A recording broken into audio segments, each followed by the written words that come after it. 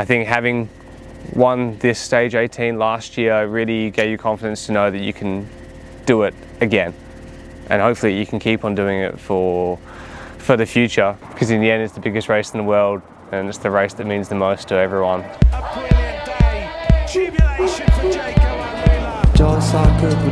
Watching myself feels a little corny. When I went away just near the bridge, yeah, I think the first moment when I jumped was pretty much because Matt was saying take a chance in the valley because they probably will sit up. As soon as they sit up, just hit it straight away. The first question is, where do I go? Because if you sit with Tadej and Jonas, you're just going to get pumped. Obviously it's going to be a long game, so that was my thought process. I was most nervous about Jorgensen. I was just thinking, oh no, I'm going to facing a bit of a battle here to try get rid of him. Visma have decided that it's not Jorgensen's day.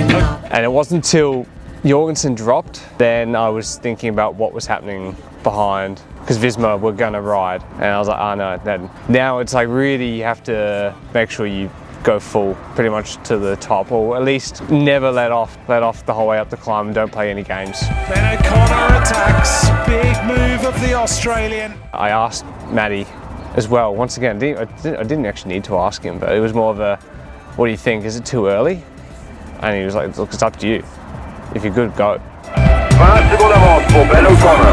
You just never know when that next opportunity to win a Tour de France stage is, because you just always doubt yourself sometimes and think, oh, when's it actually gonna click? He hunches his shoulders. It has been a brilliant day across the mountains. 16 kilometers solo, a brilliant day for a brilliant rider. Jubilation for Jaco Alula. Brilliant Ben O'Connor wins his second stage. Yes! Essentially, that's what that shout was. When I find my girl, love will be amazing. Champion sound. C'est parti pour cette 112e édition du Tour de France. I mean, we always talk about relief. Felt like I'd been a bit plagued from day one. I really didn't enjoy the first week at all. My knee just being swollen. Three riders hit the deck. One of them, I think, might be Ben O'Connor. I've also crashed on day one pretty heavily and thought I broke my arm. And then I rolled in 4th overall with a stage win as well. It was almost a bit of deja vu. I'd seen this story. The story had already been written beforehand, and I'd experienced it, and you knew how to take on the adversity that you cop on day one.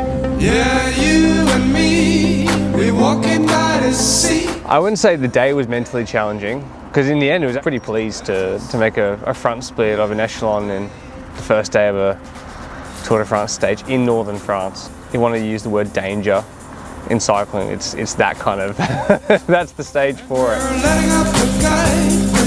But then it was the next week of just battling down with the boys were like selfless and always working hard, and I just really struggled with letting them down, essentially.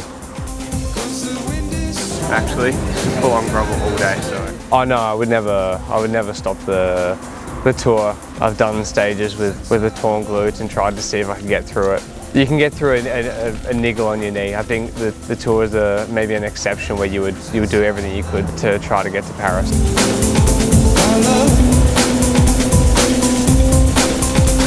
It was certainly gradual, but you were aware that you were just constantly shedding time and all the finishes where you should more or less be with the group.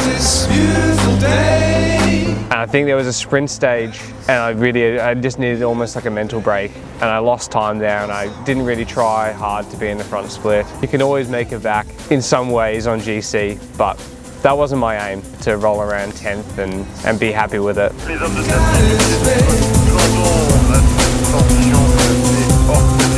I think I was the last one to jump across to the breakaway. And then I think when I got to the break, I was also almost dropped on the Glandon. We had Felix Gal and Primoz Roglic, and you were just thinking, oh, once again moments where you just had to not pull, pretty much. Just try and stay as calm as you can and let others do the work. When you heard the radio, Poggy's coming pretty fast. There's not really much more you can do but save as much as you can and then try and hold on to the top. Moment there, I'm in the gutter and I've got this full grimace on and I'm not having a good time at all. I was in the end in about, I think, 5 breakaway stages. For 2 of them you were there in the final. One, obviously I was able to win, and another one I was there in the final fighting for a win. It just meant that you were in the game and you were racing to win tour stages throughout, even considering a pretty horrible crash to start.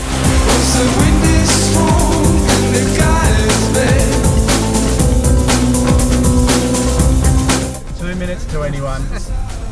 Savour this, mate. I was much happier with the way I raced in the end, being aggressive, trying to win a stage. I think there's no better way to race at the Tour than actually on the front foot. If you're just a hidden number, it can make you feel proud for sure, but depends on what your expectations are. I set them, I guess, pretty high.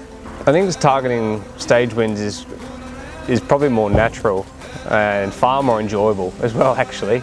So I don't think it's a difficult thing to do. It's probably your pride, maybe, in losing the GC. That's the thing that hurts you the most. But if you come away with a stage win, it doesn't really matter, does it? For 2026, it's different because I'll be coming off the Giro d'Italia and probably will be going into the Tour a bit more open-minded. I haven't looked too in depth, but there's one stage in a Massif Central that'd be nice. And I'm pretty sure we start another stage up Glandon, so hopefully I can have another good memory up there and make the breakaway again. Once again, I'll be going there with a bit more of an open mind, so I think that there's no real set day that's gonna be the one. I think you can always take any opportunity you can take.